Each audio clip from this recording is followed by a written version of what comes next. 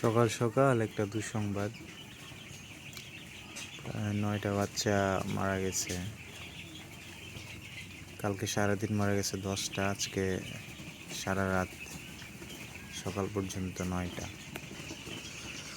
Total 19টা। আসলে এখন গাউটের season চলতেছে, এই সময় গাউটের প্রচুর প্রবলেম।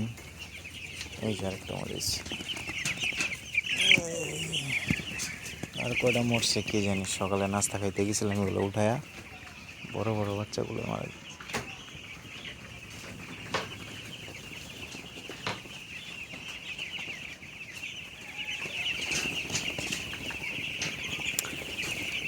রুই বেচে তো ভালোই হয়েছে, কিন্তু এই বেচে মনে হইতেছে যে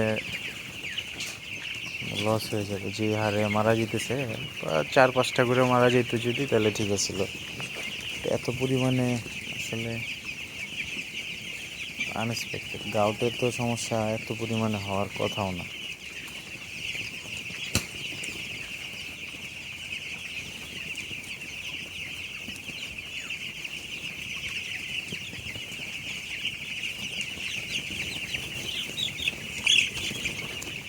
মুরগি পায়খানাতে সমস্যা হয়েছিল, তারপরে লিভার টনিক খাওয়াইলাম।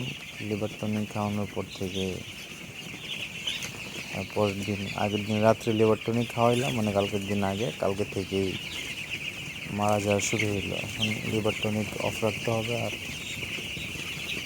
গাউটের সমস্যা হলে যেটা করতে হয়,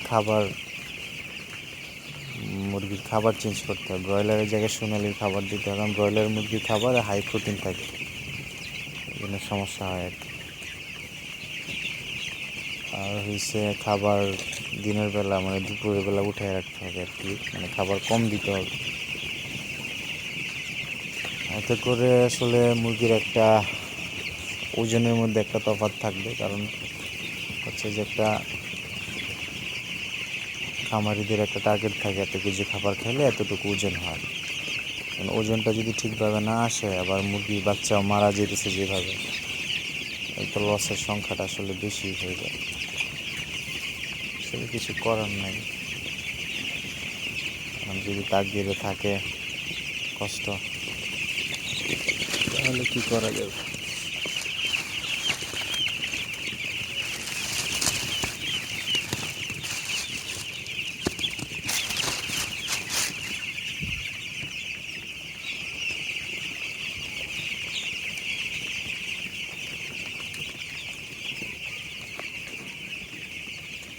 এই হলো সকালের আপডেট আজকে। সারাদিনে কি হাল হলো।